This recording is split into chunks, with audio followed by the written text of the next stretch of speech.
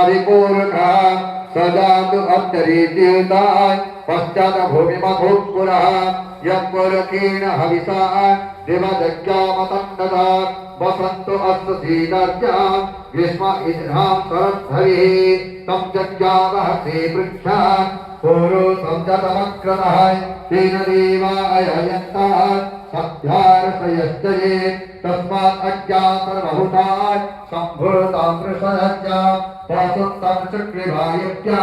नारण्याकं नष्टये तस्मात् अज्ञातर्वहुताय ऋतसामानि जज्ञिरे संदाप्ति जज्ञिरे तस्मात् यात अजायतात् तस्मात् अस्वयायन्तात् जगे जुभयादतः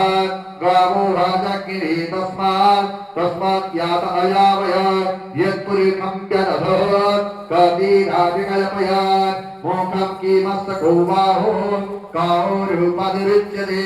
ब्राह्मणस्यामुखं मासेत् बाहुराजन्यकृतः ओरुतानस्य विश्वस्य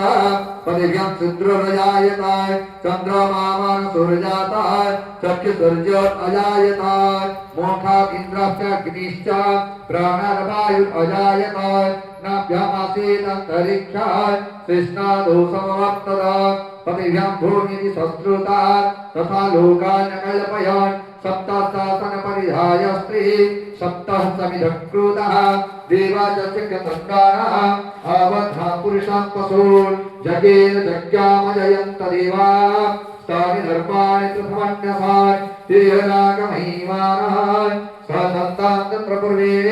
सत्यासन्तिरेव